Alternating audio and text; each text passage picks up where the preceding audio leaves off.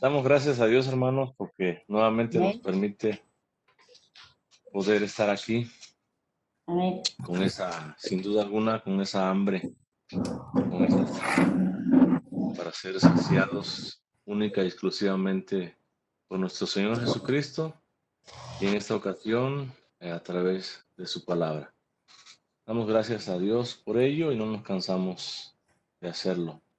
Dice el verso 13 del capítulo 9 de Apocalipsis: el sexto ángel tocó la trompeta y oí una voz de entre los cuatro cuernos del altar de oro que estaba delante de Dios.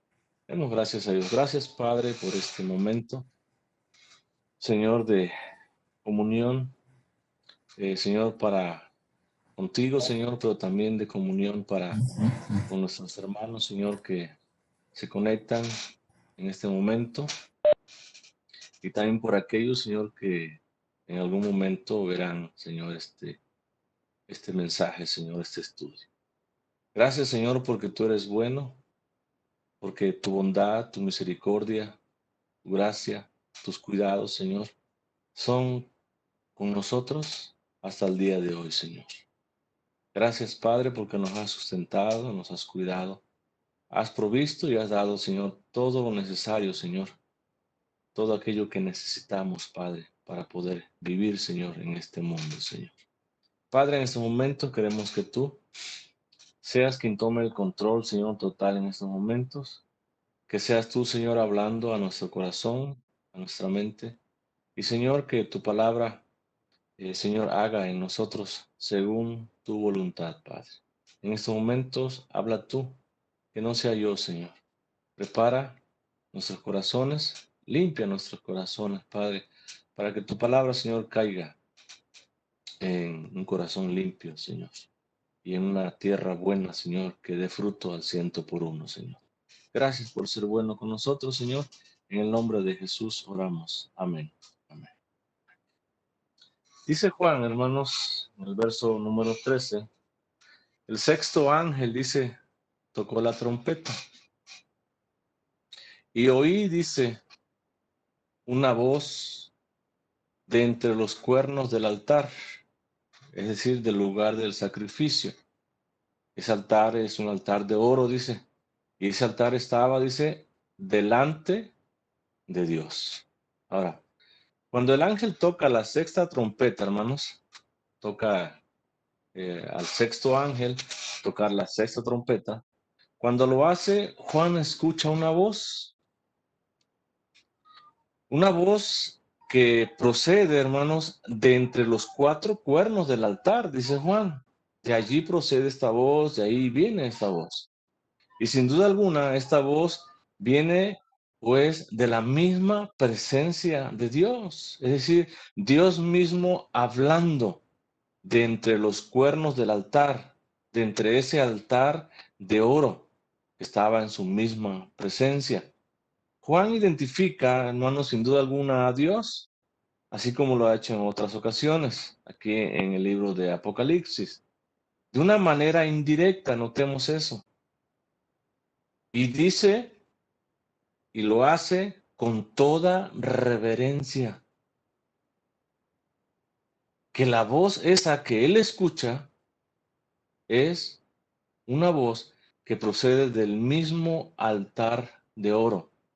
Una voz que sin duda es la voz misma de Dios.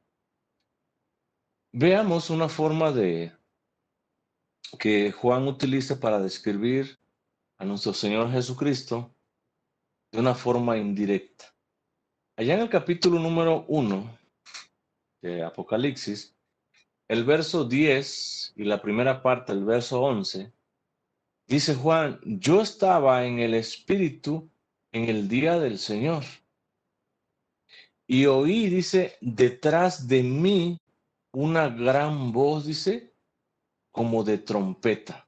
Notemos esto. Juan dice que él está en el Espíritu, en éxtasis, y está en esa manera en el día del Señor. Y en ese momento dice que escucha detrás de él una voz. Dice como de trompeta, no de trompeta, notemos eso. Ahora, esa voz, él la reconoce. Oigan, porque convivió con él, porque vio sus maravillas, los milagros, las señales, los prodigios. Oigan, porque él mismo se recostaba en el pecho de aquel del cual procedía esta voz. Pero no dijo su nombre.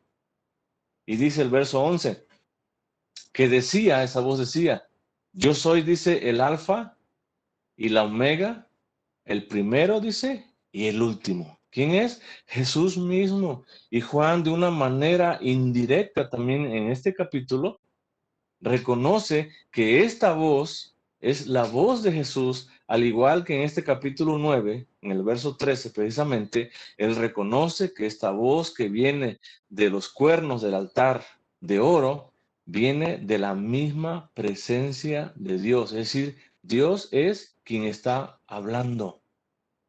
Es la misma voz de Dios que Juan escucha en estos momentos. Ahora, desde este altar de oro, recordemos, suplican los redimidos, o son los redimidos que están, dice aquí en el capítulo 6, el mismo está en Apocalipsis, dice que son los redimidos del Señor que están debajo de ese altar, que piden, que suplican a Dios por justicia y venganza también. Desde este mismo lugar, también ellos están suplicando, ellos están implorándole a Dios justicia y venganza. Dice el verso 9, cuando abrió el quinto sello, dice, vi bajo el altar, es este mismo altar de oro, el altar del incienso, el altar del sacrificio, dice, vi bajo el altar, dice, las almas de los que habían sido muertos. Oigan, por causa, dice, de la palabra de Dios y por el testimonio que ellos tenían. Oigan, testimonio de Jesús que ellos tenían, que ellos vivían en cada momento de su vida. Y por eso fueron ellos muertos, por causa de la palabra y por testificar, por vivir intensamente el testimonio de Jesús en sus vidas. Dice el verso 10, y clamaban a gran voz diciendo, ¿hasta cuándo, Señor, santo y verdadero? Dice, no juzgas y vengas nuestra sangre en los que moran, ¿en dónde? En la tierra. ¿Hasta cuándo, Señor, harás justicia? Y recordemos que ellos piden justicia y venganza, no por ellos ni para ellos, sino para glorificar y exaltar el nombre de nuestro Dios, la palabra de nuestro Dios, porque Dios mismo, recordemos que dice, mía es la venganza, yo pagaré, dice el Señor. Y para que su palabra sea glorificada, ellos están pidiendo, ellos están suplicando justicia y venganza desde este mismo altar en donde Juan, aquí en el capítulo 9, verso 13, escucha una voz, dice, que sale de ese lugar. Desde ese altar también, hermanos, el humo del incienso, recordemos que simboliza ese incienso la intercesión de Jesús mismo, es mezclado con las oraciones de los santos. Y desde ese lugar es quemado allí el incienso y esas oraciones ya que han sido intercedidas por Jesús mismo llegan a la misma presencia de nuestro Dios. Y es desde ese lugar.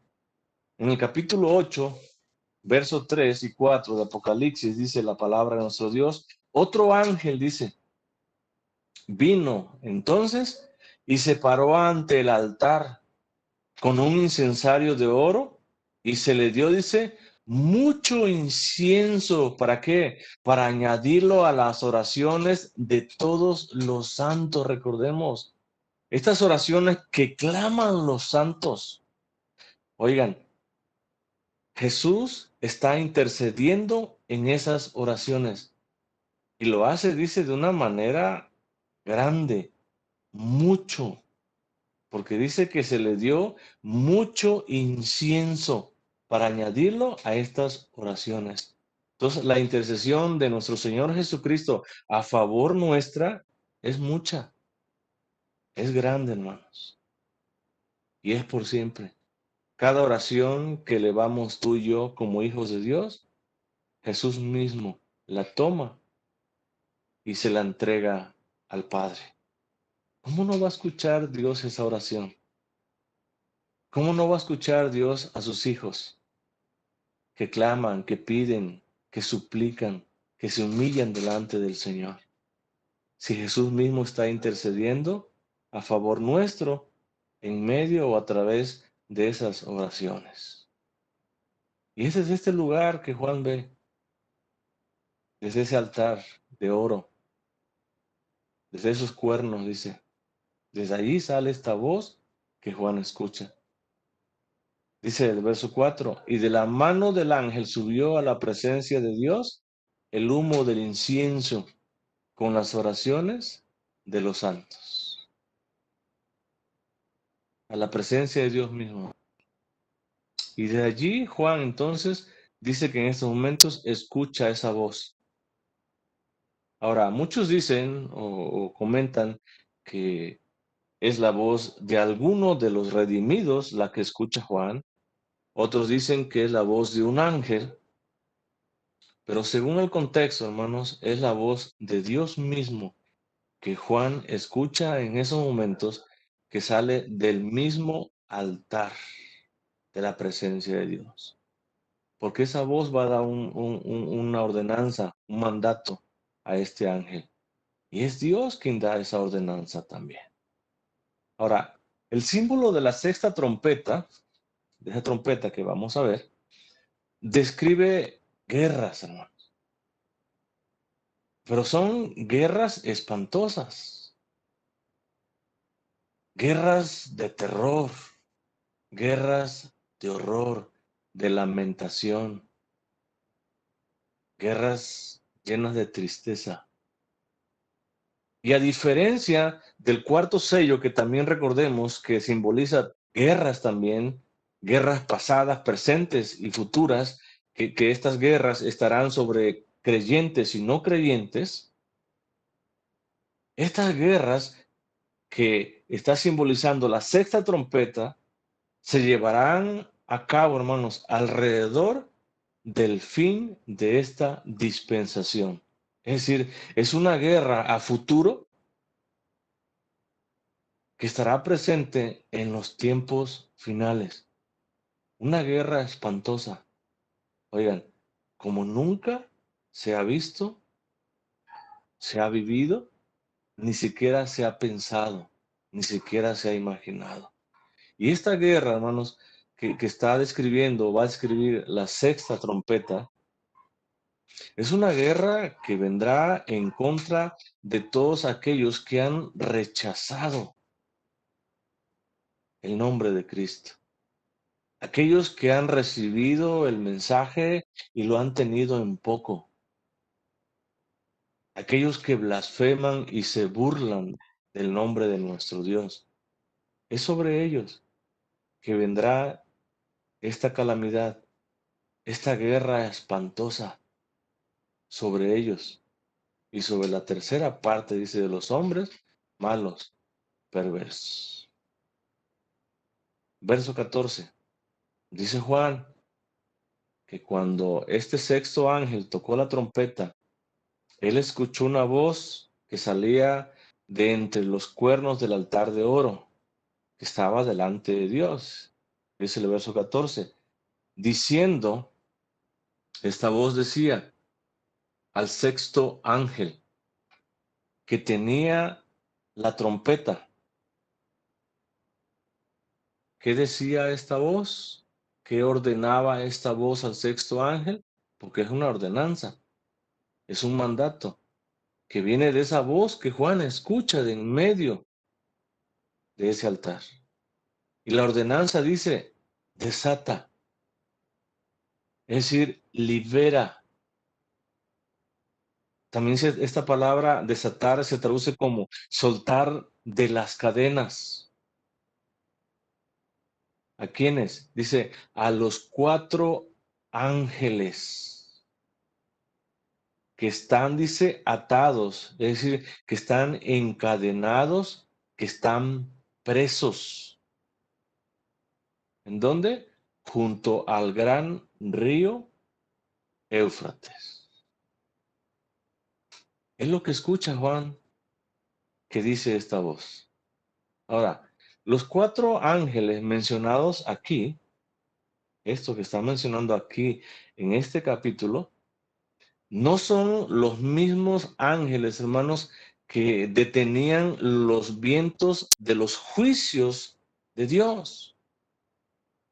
Aquellos que estaban parados, recuerden, sobre los 4 ángulos o las 4 esquinas de la tierra, es decir, norte, sur, este, oeste, no son los mismos, porque aquellos ángeles eran ángeles que están en la misma presencia y sirven o están al servicio y mandato de Dios. Estos ángeles, dice Juan, que están encadenados, que están atados. Eso es lo que dice Juan. Entonces, por ende, nosotros podemos entender, podemos comprender que son ángeles malos, ángeles que están encadenados, ángeles que están encarcelados, oigan, en prisiones eternas, es decir, en el mismo abismo sin fondo. Allí son sus cárceles. Y esta voz le dice al 6º ángel, desátalos. Desata a estos 4 ángeles. Y como son 4, hermanos, también entendamos que esta guerra que se viene o que está simbolizando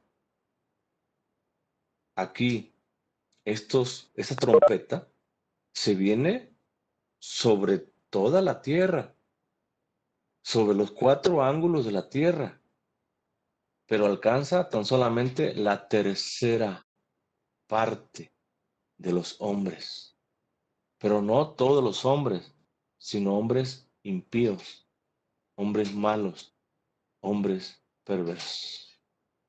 Allá en la carta de Judas, Judas 6, dice la palabra de nuestro Dios, y a los ángeles dice que no guardaron su dignidad, oigan, que no se mantuvieron fieles a Dios, sino que abandonaron su propia morada. Oigan, ángeles que dejaron esa morada, ese lugar que tenían al lado de nuestro Dios, allá en el mismo cielo, ellos la abandonaron. ¿Por qué causa? Por seguir a Satanás. Por obedecer a Satanás, ellos perdieron su dignidad, su lugar, el valor que ellos tenían. Oigan, perdieron todo. Por ende, abandonaron o fueron echados de su morada. Sigue diciendo, los ha guardado, ¿quién? Dios mismo, bajo oscuridad, en prisiones, dice que son prisiones eternas. Oigan, y están ahí, dice, reservados para el juicio del gran día. Estos ángeles, hermanos, estos demonios que no guardaron su dignidad, que no se mantuvieron fieles a su creador, están en prisiones eternas, en prisiones de oscuridad. Están esperando el gran día del juicio final, en donde serán lanzados juntamente con Satanás mismo al lago de azufre. Allí será su destino final.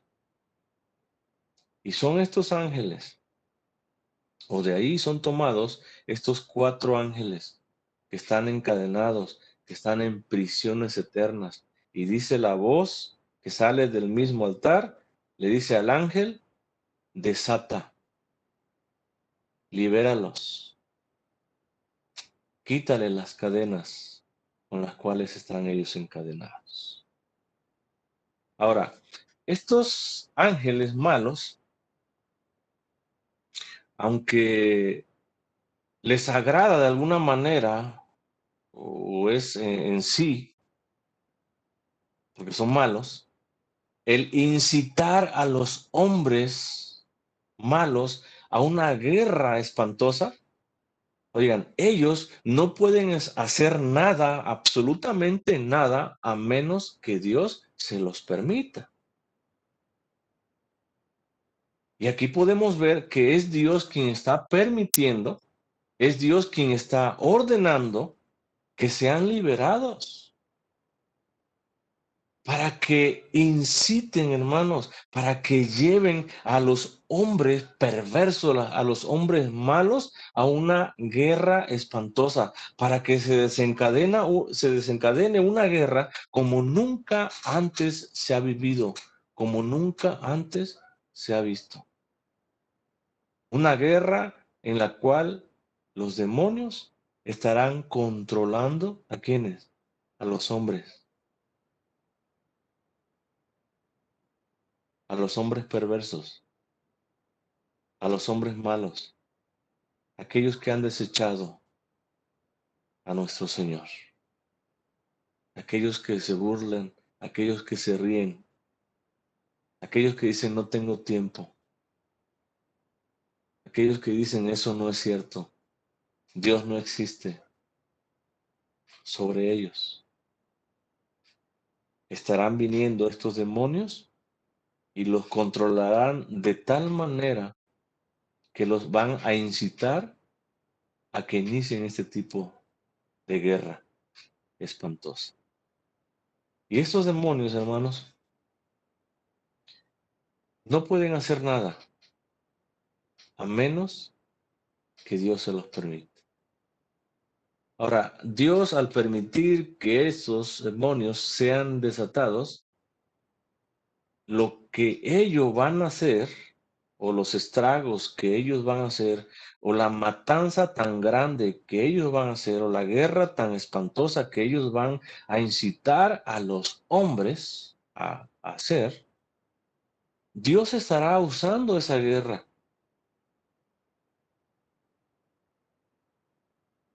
como primeramente, como un pago a las obras de esta gente perversa, porque recordemos que es muerte, pero también como una amonestación también a los malos para que se arrepientan, para que vengan a los pies del Señor, para que experimenten ese nuevo nacimiento en el Señor. Dios utiliza estas calamidades, Dios utiliza estas guerras, que estos ángeles que Dios ha permitido que se liberten van a ser, Dios estará usando todo esto para que esta gente que no muere se arrepienta, tengan la oportunidad de arrepentirse y a la vez liberarse o librarse del gran juicio final. Juan menciona también aquí, hermanos, en este verso, notemos el gran río Éufrates, dice. Dice que allí están los ángeles que serán desatados. Este río Éufrates, hermanos, está representando o representa a Siria y a Babilonia, que fueron en su momento naciones enemigas del pueblo de Dios. Entonces, este río Éufrates está representando o simbolizando al mundo impío, al mundo perverso, al mundo que ha desechado a Dios, al mundo que vive o que va por su vida totalmente sin luz, sin esperanza, llenos de maldad, porque se han apartado o han decidido apartarse totalmente de nuestro Dios. Verso 15 dice Juan, y fueron desatados, dice, es decir, fueron soltados de sus cadenas, fueron libertados de esas prisiones. ¿Quiénes? Dice los 4 ángeles. Esos 4 ángeles, dice, malos, esos 4 demonios. Y todo esto fue con el permiso y por la ordenanza de nuestro Dios. Porque Dios así lo ordenó y porque Dios así lo permitió. Ellos, dice, fueron desatados.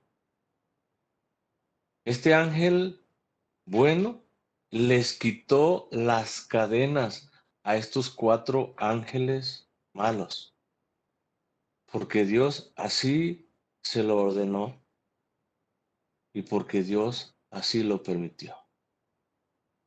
Y sigue diciendo Juan, que estaban, dice, preparados.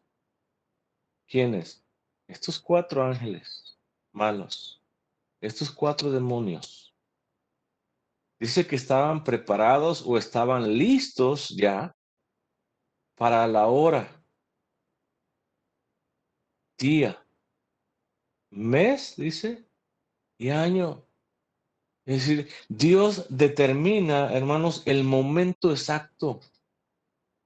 Dios determina la hora, el día, el mes y el año exacto. Es increíble, hermanos. Y aquí vemos cómo Dios está en control de todas las cosas. Aquí podemos ver que Dios o a Dios no se le escapa nada de su gran soberanía.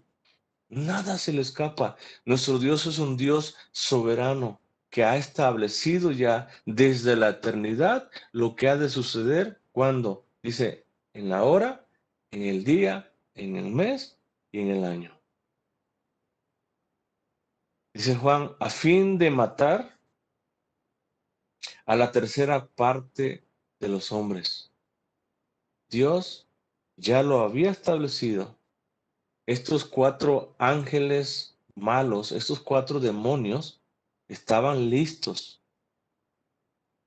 porque Dios ya tenía la hora, el día, el mes y el año en que estos 4 demonios o ángeles malos iban a ser soltados. A fin de matar, dice, a fin de traer destrucción, a fin de traer calamidad, a fin de traer muerte a su paso. Pero dice que es a la tercera parte de los hombres. Ahora, el castigo y tamaño y alcance de él, de este castigo, es impuesto y es limitado por Dios mismo. Dios establece límites, también aquí podemos ver.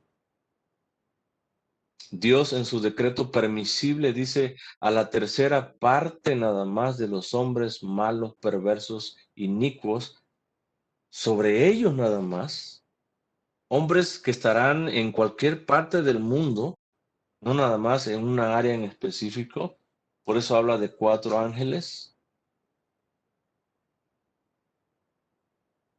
personas malvadas que estarán haciendo lo que ellos hacen, practicando lo que ellos practican, que es maldad, alrededor de todo el mundo. Y sobre todos ellos, hermanos, vendrá esta guerra espantosa, terrible, esta calamidad que matará a la tercera parte de ellos. Y es Dios, hermanos, quien determina el castigo o la forma o la manera en que esto va a suceder. Es Dios quien determina el tamaño de esta calamidad o de este castigo. Es Dios mismo. Y es Dios mismo quien ha determinado ya desde la eternidad el alcance de este castigo. Dios está en control entonces de todas las cosas. Dios no es responsable. Dios permite que sucedan. Y esto lo hace para el propio provecho también de estos hombres malos, para que se arrepientan. para que vengan a los pies del Señor, para que se humillen, para que reconozcan que necesitan de la gracia de Dios en sus vidas. Para eso es que Dios permite estas cosas. Para eso es que Dios da esta orden. Desaten a estos demonios. Liberten a estos demonios que están en sus prisiones eternas, en prisiones de oscuridad. Libértenlos para que traigan muerte a su paso, para que destrocen, para que maten de una manera como nunca antes se ha visto. Pero solamente, dice Juan, la tercera parte de ellos, no a todos, porque los que queden vivos, Dios espera que ellos recapaciten, Dios espera que ellos se arrepientan y vengan al Señor. Eso es lo que Dios espera. Verso 16. Y el número de los ejércitos de los jinetes era 200 millones. Yo, ¿quién es yo? Juan dice, yo Juan oí su número. Ahora, Juan, hermanos, escuchó ese número de estos ejércitos, de estos jinetes que traerán muerte, que traerán destrozo sobre los hombres incrédulos, sobre los malos. Y dice Juan que son 200 millones. ¿Cabrá esta cantidad, hermanos, en nuestra mente? Recordemos, es un número simbólico que indica un ejército grande, numeroso, gigantesco. Un ejército, hermanos, que viene contra la humanidad perversa. Sobre ellos viene. Y su propósito no es el de traer consuelo, no es el de traer paz, sino su propósito es destruir, es matar. Pero tienen un límite que Dios ha establecido en su gran misericordia, en su gran bondad. Y ese límite es la tercera parte de los hombres. Nada más, no más. Verso 17 sigue diciendo Juan, así vi, dice, en visión los caballos y a sus jinetes. Ahora Juan dice que ve, y es con la idea de transmitir, o Juan quiere transmitir un relato completo, tanto de lo que oyó, que eran 200 millones de ese ejército, y ahora dice que en una forma de visión, o en visión, ahora ve los caballos, así también como los jinetes, él los puede ver. Dice Juan, los cuales, es decir, los jinetes, tenían corazas, es decir, tenían pechos o algo que protegía sus pechos. Y era algo, dice, de fuego, que tenía llamas. Dice, de zafiro, era algo de color azul profundo. Pero también dice, y de azufre, era algo así amarillento, que veían en los pechos que traían esos jinetes. Y sigue diciendo Juan, y las cabezas de los caballos eran como cabezas de leones. Ahora Juan en estos momentos hace una comparación, hace una descripción. Dice que las cabezas de los caballos que montaban estos jinetes eran semejante o eran parecidas a cabeza de leones, describiendo no otra cosa más que la fuerza que tiene un león, no otra cosa más que el poder destructor y la ferocidad que tiene un león. Es lo que Juan está describiendo en estos momentos de estos caballos que montan estos jinetes. Y dice Juan, y de su boca salían fuego, humo, y también salían azufre. Podemos imaginar, hermanos, en estos momentos un caballo de esta manera.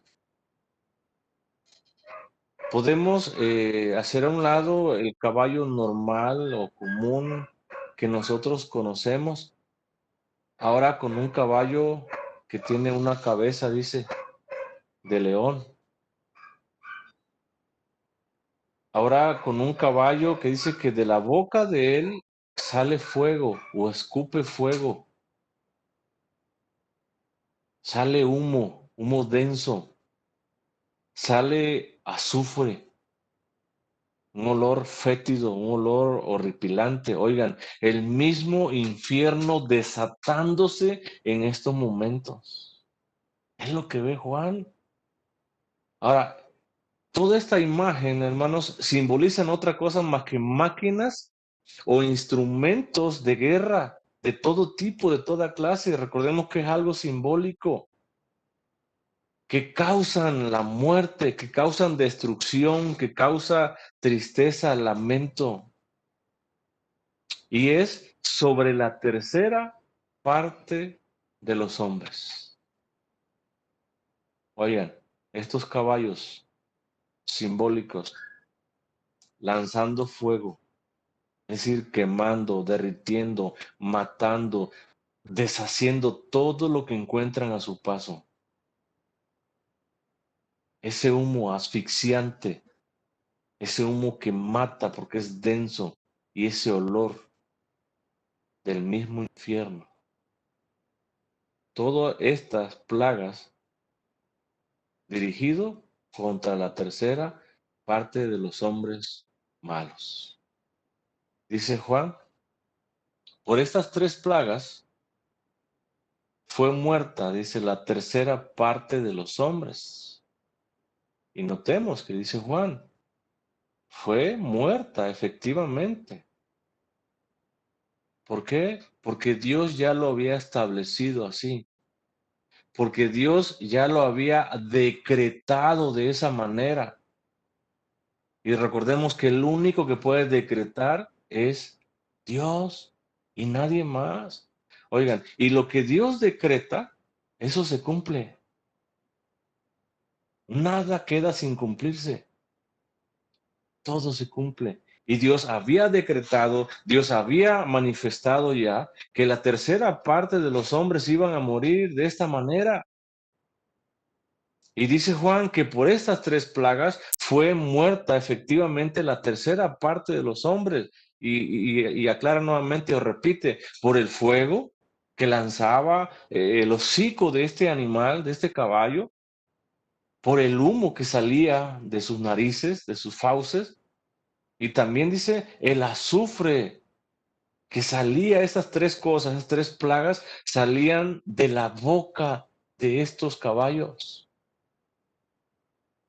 Dice el verso 19, pues el poder o la fuerza de los caballos, dice, estaba ¿en dónde?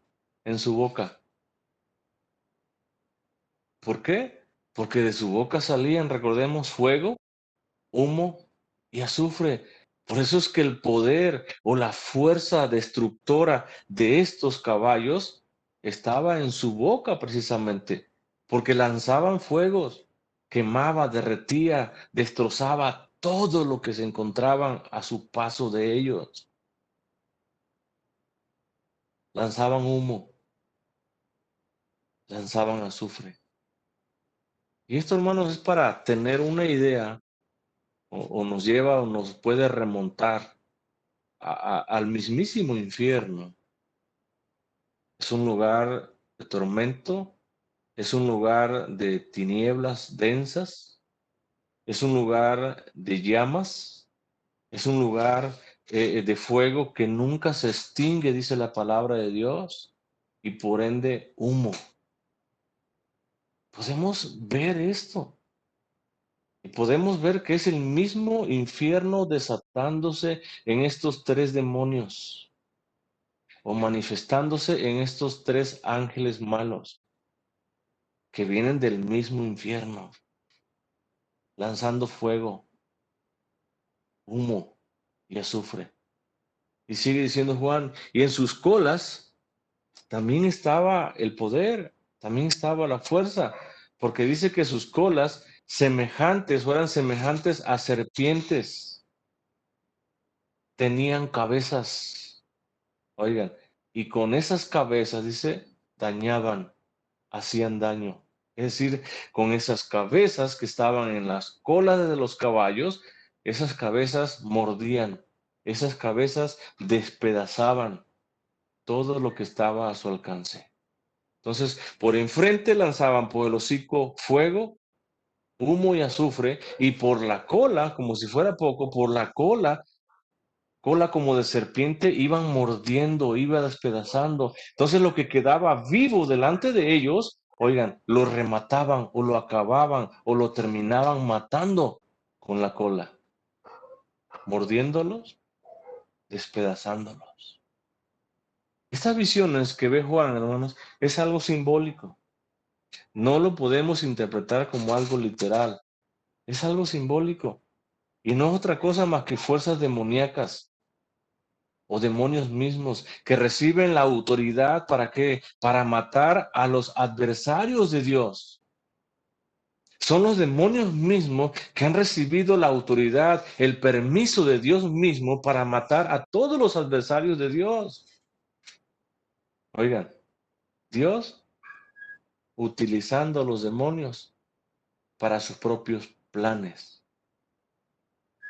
para sus propios proyectos. Y estos demonios, hermanos, tienen autoridad entonces sobre quiénes, porque esto es algo muy importante, sobre los adversarios de Dios. Un demonio, hermanos, no tiene poder, no tiene autoridad sobre un hijo verdadero de Dios. No lo tiene. Por eso nosotros podemos decir que un hijo de Dios no se puede endemoniar. O a un hijo de Dios no puedes echarle fuera a los demonios porque no los tiene. Porque Cristo te ha libertado. Porque la sangre de Cristo tiene poder. Te ha perdonado, te ha hecho libre, te ha hecho una nueva criatura, te ha hecho ahora parte del pueblo maravilloso de Dios. Entonces un demonio, ni Satanás mismo tiene poder contra ti. ¿Saben por qué? Porque Cristo, a través de su Espíritu Santo, mora. ¿En dónde? En tu corazón. Tú eres templo del Espíritu Santo. ¿Cómo puede convivir el Espíritu Santo de Dios en tu corazón y un demonio? No hay congruencia. Entonces, estos demonios vienen con todo. Vienen matando, ahora sí, por delante y por atrás, con fuego y también por atrás, como una serpiente mordiendo y destrozando. Pero todo esto, hermanos, es sobre quiénes, sobre los malos, sobre los adversarios de Dios. Y recordemos, esto es como un pago a sus obras malas, matando a la tercera parte, y aquellos que sobreviven, viendo ese horror, viendo esa calamidad, procedan a un arrepentimiento. Ese es el propósito por el cual Dios permite, por el cual Dios da autoridad, da permiso a estos cuatro demonios, a estos cuatro ángeles malos que fueran sacados desde su mismo cárcel, fueran libertados de esas cadenas. Para esto, para que maten a la tercera parte, Y aquellos que queden vivos, que no han reconocido a Dios en su corazón, que no han abierto su corazón totalmente a Dios, que no han rendido su vida, que no se han postrado delante de Dios reconociendo como el único Dios vivo y verdadero, mueran. Y los que ven eso puedan proceder a un arrepentimiento. Dice el verso 20, y los otros hombres, ¿quiénes son los otros hombres? Según el contexto, porque dice que no fueron muertos, son los hombres malos, son los hombres impíos, aquellos que han desechado a Dios, pero aquellos que lograron escapar a estos demonios, aquellos que lograron permanecer con vida. Dice, los otros hombres que no fueron muertos con estas plagas, con estas calamidades, con estos azotes, dice, ni aún así se arrepintieron. Y la palabra arrepentirse se traduce como pensar diferente. Es decir, Juan dice que los otros hombres que permanecieron con vida o que lograron escapar de esas plagas, porque recordemos que hay un límite nada más, la tercera parte, esos que no entraron en esa tercera parte, pero también eran malos, eran personas que han rechazado a Jesús, ellos, dice, ni aún con todo eso que ellos vieron, que ellos experimentaron, con ese horror que ellos pudieron ver, dice, ni aún así ellos pensaron diferente. Ni aún así ellos reconsideraron sus caminos.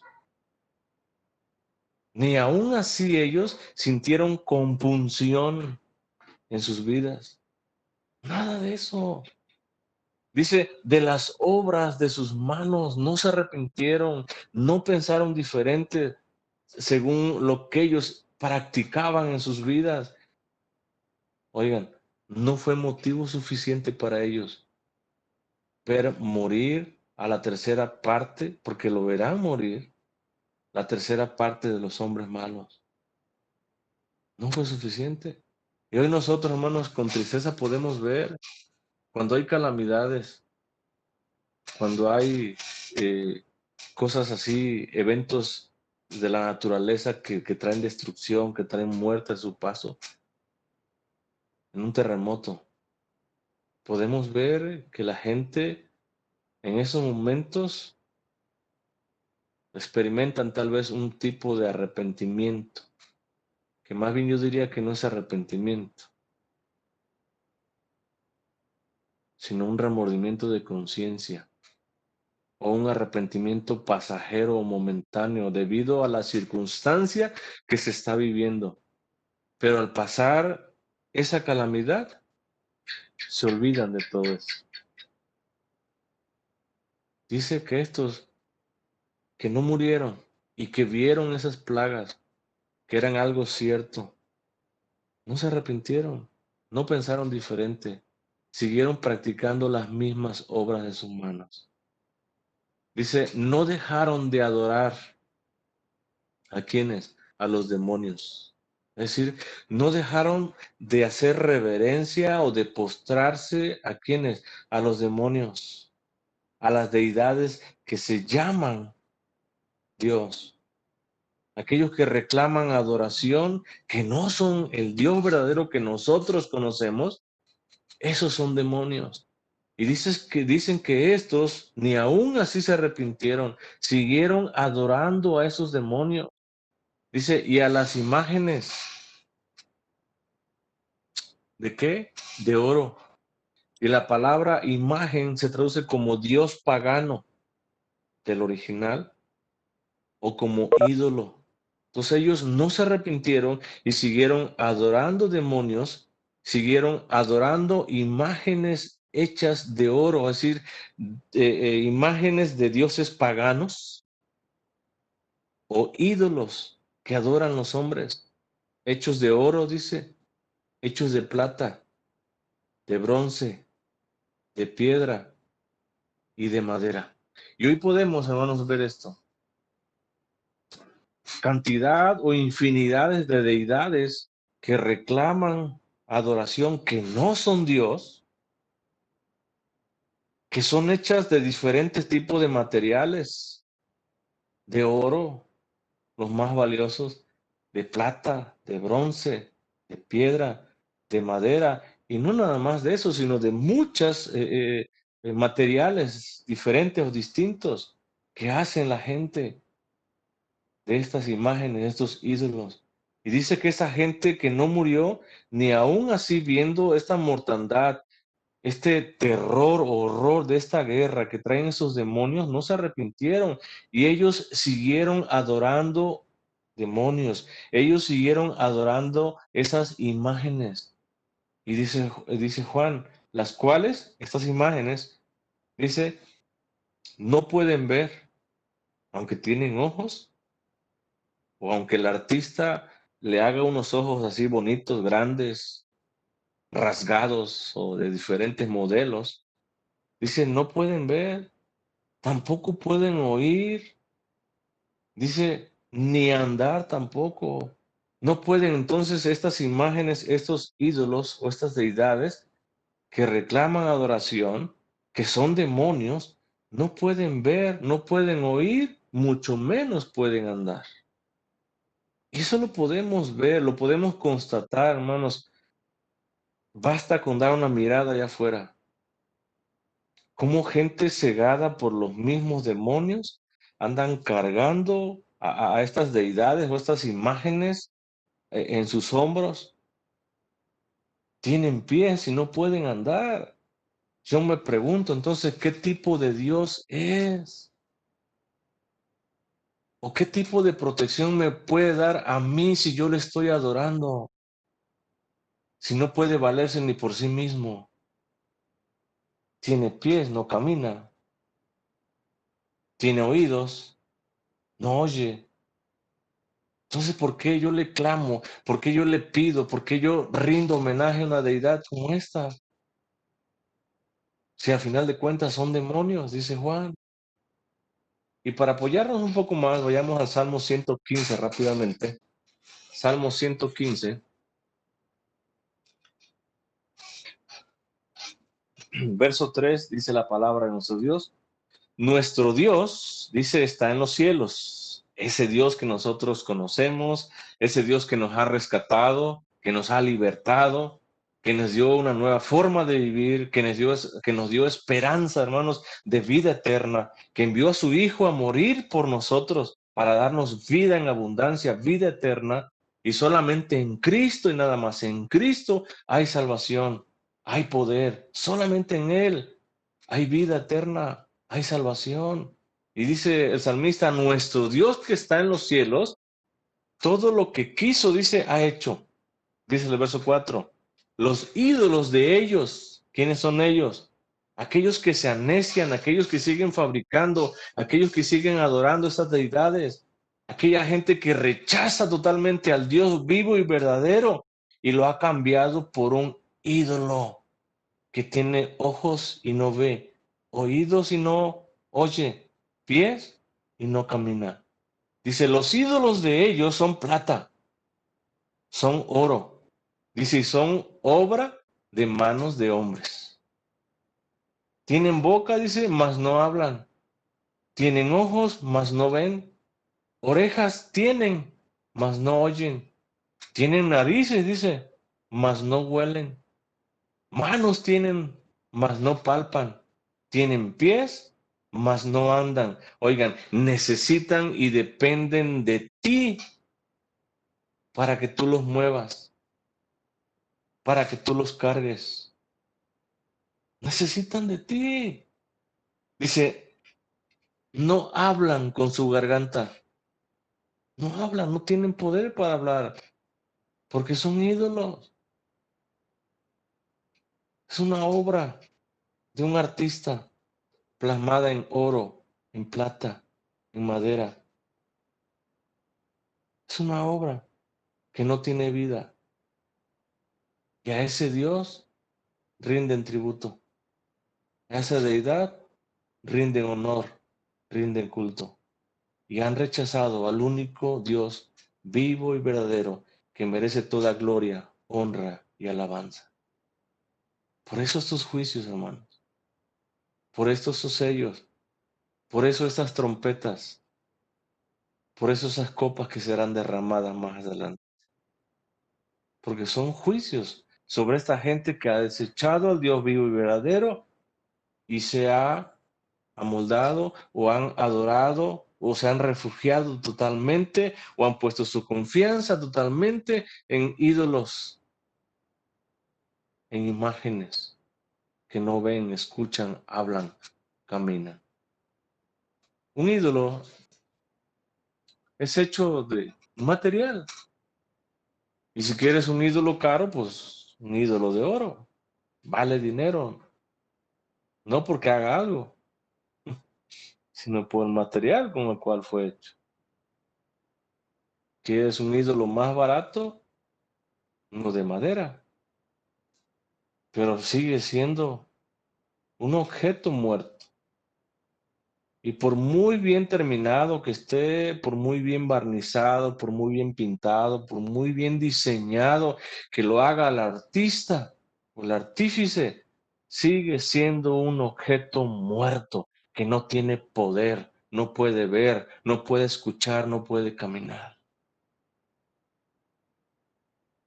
Oigan, pero los demonios son los que convencen a las personas que le adoren. Los demonios son los que ciegan el entendimiento de estas personas para que vean en un pedazo de madera un Dios, para que vean en un pedazo de oro o de plata un Dios que tiene poder. Cuando el único que tiene poder se llama Jesucristo. Y es a quien nosotros hemos rendido nuestra vida en adoración, en humillación, en reconocimiento. Y es el Dios que nosotros adoramos. Y es el Dios en el cual nosotros nos humillamos y nos postramos. Es el Dios al cual nosotros servimos. Y es el Dios por el cual nosotros hoy vivimos, hoy respiramos. Ese Dios tiene poder. Y tanto es su poder, hermanos, que un día estaremos por toda la eternidad al lado de Él. Qué triste, qué lamentable, hermanos, que la gente perversa, la gente mala, rechacen a Dios, al Dios vivo, al Dios verdadero, y abracen, confíen en un pedazo de madera, en un pedazo de metal. Qué triste, hermanos. Y sigue diciendo Juan el verso 21, y no se arrepintieron, dice. Es decir, no pensaron diferente.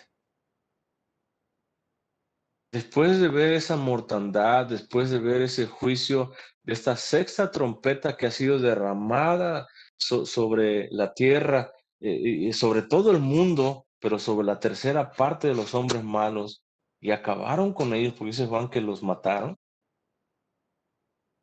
Después de ver todo eso, dice, no se arrepintieron, no pensaron diferente. Y ahora dice Juan de sus homicidios. La primera parte, el verso 20, habla o tiene que ver o tiene relación con Dios. Esta segunda parte de la ley tiene que ver con el hombre. Dice, no se arrepintieron de sus homicidios, de sus asesinatos. Es decir, aquel que es asesino, tal vez cuando vio este juicio, dejó de matar, dejó de asesinar. Pero pasando este juicio, nuevamente vuelve a asesinar. Igual o peor como lo hacía antes. Dice, ni de sus hechicerías. No se arrepintieron. Aquellos que practican la hechicería, aquellos que practican la magia, ahora les llaman hasta de colores, blanca, negra, varios colores. Al final de cuentas son hechicerías, son magias que Dios aborrece. Aunque le cambies de color y le pongas blanca, Dios aborrece todo tipo de hechicerías, toda la magia. Cartas, tarot, lecturas ahora leen el té, leen las hojas, leen cuánta cosa se les ocurre a la gente y ahí está la gente siguiendo, buscando su futuro en esas cosas. que no hacen otra cosa más que provocar la misma ira de Dios y Dios derramando juicios sobre ellos. Dice, y no se arrepintieron. Aquellos que visitan a los hechiceros, aquellos que visitan a los brujos para consultarles, aquellos que consultan muertos, aquellos que consultan las cartas. Al momento de este juicio, hacen un alto. Pasa el juicio, no hay un arrepentimiento y vuelven nuevamente a practicar las mismas cosas. ¿Por qué? Porque no hay un arrepentimiento. Porque no han pensado diferente. Porque no han reconsiderado su lugar, su postura. No lo han hecho. Sigue diciendo Juan. Tampoco se arrepintieron, dice, ¿de qué? De su fornicación. Y esto es grave, hermano. Porque la palabra fornicación abarca o tiene que ver con todo acto sexual ilícito delante de Dios. A veces, muchas veces decimos, son relaciones sexuales antes del matrimonio. Eso es fornicar. Sí, en parte o parte. Pero fornicar también abarca o tiene que ver con adulterio. Oigan, ¿cuánto adulterio se ve hoy en día? Y el mundo es tal, hermanos, que ha llegado a ver estas cosas de una forma normal y natural. Aquel hombre que no tiene una mujer después de su esposa o dos o tres más, no es hombre. Lo clasifican como poco hombre. Aquel hombre que tiene 5, 10 o 20 mujeres más aparte de su esposa, ese sí es hombre. No se arrepintieron, dice. Siguieron adulterando nuevamente, siguieron cometiendo actos ilícitos sexuales delante de Dios una vez que pasó todo este juicio. No hubo un arrepentimiento genuino en sus corazones. No lo hubo. Siguieron practicando todo aquello que Dios aborrece. Siguieron haciéndolo. No se arrepintieron. Dice también por último, no se arrepintieron tampoco de sus hurtos.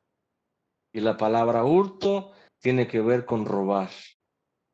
Hermanos, y es lamentable. Los juicios no son una garantía de un arrepentimiento. Habrá arrepentimientos fingidos, habrá arrepentimientos momentáneos, pasajeros, que pasarán luego, después de los juicios. Sigamos nosotros, hermanos, dándole gracias a Dios por su amor, por su gracia, por su misericordia. Sigamos nosotros, hermanos, santificando más nuestra vida, apartándonos más y más de lo malo, de la maldad, y agradando más y más a nuestro Dios, siendo personas agradecidas. Y en ese agradecimiento, hermanos, que vaya ahí mismo también ese testimonio que glorifique, que exalte el nombre de nuestro Dios.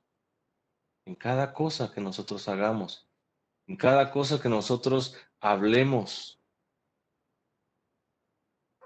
en todo, hermanos, que traiga gloria y honra a nuestro Dios. Y sigamos también orando por aquellos que no conocen al Señor, por nuestras familias, por nuestros amigos. Sigamos intercediendo ante Dios para que Dios tenga misericordia de sus vidas y procedan ellos a un arrepentimiento. Porque si no lo hacen, hermanos, es lamentable, es triste, pero es verdadero esto. Termino con esto. Hace un momento, bueno, en la mañana estaba en el negocio y vino una clienta de muchos años que de alguna manera me estima mucho y de alguna manera también yo la estimo mucho. No es cristiana, se le ha hablado, se le ha compartido, pero no quiere nada con el Evangelio. Y llega en la mañana a darme la noticia de que su tío, un tío que ella quería mucho, o su único tío al parecer, amaneció muerto en su cuarto. Tenía ya 2 días de fallecido y los vecinos notaron su ausencia y le hablaron y fue y lo encontró desafortunadamente muerto. Y me dice Javi, dice, porque se me dice Javi, eh, yo te pido que tú ores, dice, por el alma de mi tío, dice, para que Dios, dice, le dé descanso eterno en su presencia. Y en esos momentos le dije la verdad. Digo, yo puedo hacer una oración ni siquiera en esos momentos, aquí mismo donde estamos en la tienda, pero por usted como familiar de él, para que Dios traiga consuelo a su vida y para que Dios la liberte y pueda usted ver las maravillas y las glorias del Señor. Pero por el alma de su tío no podemos hacer absolutamente nada. Si él aceptó a Cristo, está en la presencia de Dios. Pero si nunca lo aceptó ni quiso aceptarlo, hoy está en el infierno mismo. Esta señora dijo, ay Javier, ¿por qué dices eso? ¿Por qué dices eso? Porque es la verdad. Y perdóneme, pero es la verdad. Y yo le invito que mientras usted tenga vida, proceda a un arrepentimiento, porque un día también usted, igual que yo, vamos a morir y vamos a enfrentar el juicio de Dios. Fui duro, tal vez, pero era necesario dar a conocer el Evangelio del Señor. Sigamos, hermanos, entonces nosotros pidiendo y clamando por aquellas personas que no conocen para que procedan a un arrepentimiento antes de que sea demasiado tarde. Dios les bendiga, hermanos.